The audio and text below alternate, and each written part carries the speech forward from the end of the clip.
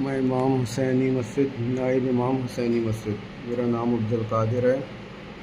اور آج جو یہ حالت آپ دیکھ ہی رہے ہیں، ان حالات میں لیٹا ہوں میں، اور اس کی وجہ کوئی اور نہیں، میری بیوی شادماں ہے۔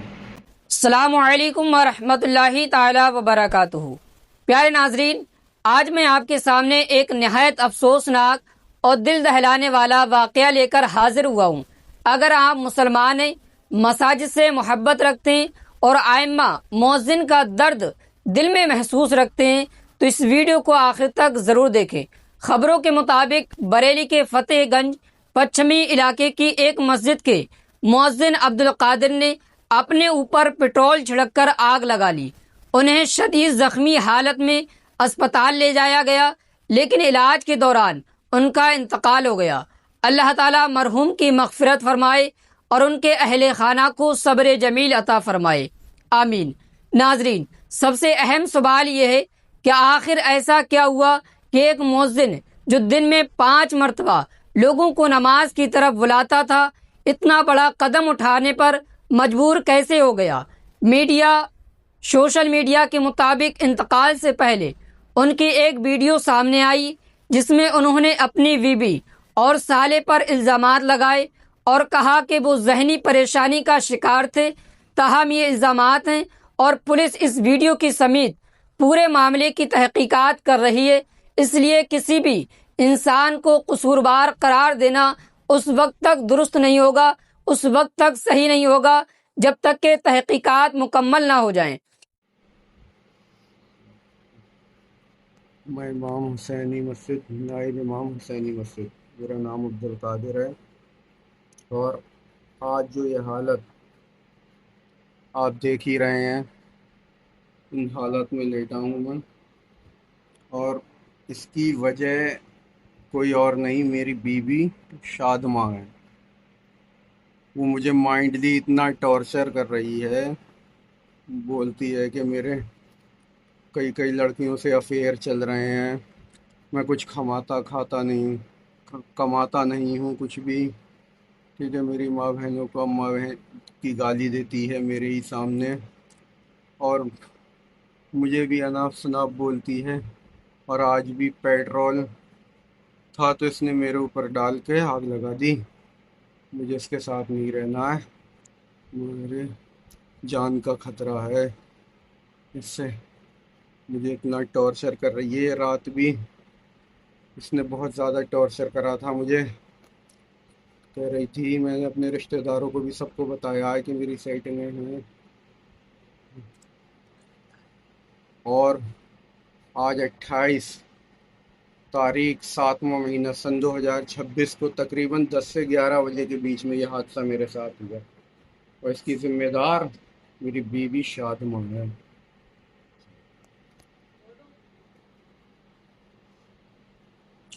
مجھے اس سے کوئی بھی رشتہ نہیں رکھنا ہے۔ آج جو حالت یہ میری ہوئی ہے، اس کی ذمہ دار میری بیوی شادماں ہے اور اس کے گھر والے ہیں۔ یہ تو ٹارچر کرتی ہے، اور اس کے ساتھ میں گھر والے بھی، اگر اس کی شکایت بھی کروں اس کے بھائیوں سے تو وہ میرے اوپر چڑھائی کرنے آ جاتے ہیں فوراً ہی۔ اور میرے سے کئی بار ہاتھا پائی بھی کری ہے ان لوگوں نے، اور ایک بار کیس بھی ہو چکا ہے فائنل، پولیس میں فیصلہ ہوا تھا، تب بھی ان لوگوں کا جھاڑ تھا۔ اگر آگے بھی اگر کچھ میرے ساتھ ہوا یا ایسے کوئی وہ ہوئی تو اس کی ذمہ دار میری بیوی شادماں اور اس کے گھر والے ہوں گے، اور مجھے جان کا خطرہ ہے، میں اس کے ساتھ نہیں رہنا چاہتا۔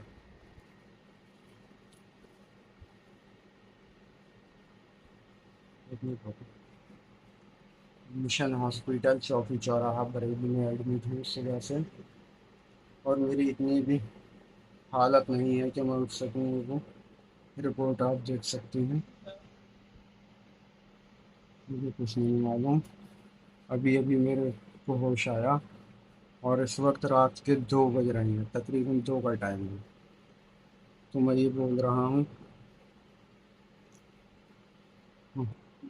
اور میرے ایک بیٹی ہے 3 سال کی اور بیٹا ہے 1 سال کا، اور میری جتنی بھی کمائی، جتنا بھی میں کماتا ہوں، سب اس کے ہاتھ میں دیتا ہوں۔ اس کے باوجود بھی میرے تو کنگال بولتی ہے، سب رکھ لیتی ہے اپنے آپ۔ مجھے اس کے ساتھ نہیں رہنا ہے، مجھے اس کے ساتھ میری جان کا خطرہ ہے۔ بس میں اس سے اپنا چھٹکارا پاتا ہوں۔ اور ابھی بھی مجھے رات کے 2 بجے ہوش آیا تو میں نے دیکھا میری بہنیں اور میرے چھوٹے بھائی یہاں موجود ہیں، اور وہ اس وقت کہاں پہ ہے مجھے کچھ خبر نہیں۔ یہ کہیں بھی ہو، میں اس کی شکل نہیں دیکھنا چاہتا۔ بس مجھے اس سے جان کا خطرہ ہے بہت، کیونکہ یہ مجھے بہت مائنڈلی ٹارچر کرتی ہے، اور مجھ سے کہتی ہے مرو تو مر جاؤ، میرے پاس کیا کوئی کمی ہے؟ چل، کیونکہ رات بھی اس نے مجھے مائنڈلی اتنا ٹارچر کرا، کافی لڑائی بھی ہوئی، اور صبح اس نے میرے اوپر پیٹرول چھڑک کے اس نے آگ لگا دی، اسٹیل سے آگ لگا دی۔ میں بھاگا۔ یہ بہت بڑی جھوٹی اور مکار ہے، مکار۔ ناظرین، اس واقعہ سے ایک اہم سوال بھی کھڑا کیا گیا ہے۔ کیا ہم نے کبھی سوچا کہ ہمارے مساجد کے امام اور مؤذن کن حالات میں زندگی گزار رہے ہیں؟ اکثر ائمہ اور مؤذن کی تنخواہیں اتنی کم ہوتی ہیں کہ گھر کا خرچ چلانا بھی مشکل ہو جاتا ہے۔ بچوں کی تعلیم، علاج، کرایہ، بجلی، راشن، یہ سب ذمہ داریاں ان کے کاندھوں پر ہوتی ہیں۔ اگر ایسے میں گھریلو مسائل بھی پیدا ہو جائیں تو ان کی پریشانیاں کئی گنا بڑھ جاتی ہیں۔ میں تمام مساجد کمیٹی، سیکریٹری اور اہل محلہ سے مؤدبانہ گزارش کرتا ہوں کہ اپنے امام اور مؤذن کا خیال رکھیں، انہیں ایسی مناسب تنخواہیں اور تعاون دیں کہ وہ عزت اور سکون کے ساتھ اپنے اہل خانہ کی کفالت کر سکے۔ اور میری بہنوں سے بھی ایک گزارش ہے، گھر میں اگر مالی تنگی ہو یا کسی بھی قسم کی پریشانی ہو تو ایک دوسرے کا سہارا بنے، نہ کہ ایک دوسرے پر مزید بوجھ ڈالیں۔ شوہر اور بیوی دونوں زندگی کے ساتھی ہوتے ہیں، دشمن نہیں۔ مشکلات وقت میں صبر، دعا اور باہمی تعاون ہی گھر کو بچاتا ہے۔ ساتھ ہی میرے بھائیوں سے بھی عرض ہے کہ اگر آپ شدید ذہنی دباؤ، گھریلو اختلافات یا مایوسی کا شکار ہیں تو تنہا نہ رہیں، اپنے گھر والوں کو کسی قابل اعتماد عالم، بزرگ یا ڈاکٹر ماہر سے بات کریں۔ اسلام خودکشی کی اجازت نہیں دیتا، ہر آزمائش کے بعد آسانی بھی اللہ ہی تعالیٰ عطا فرماتا ہے۔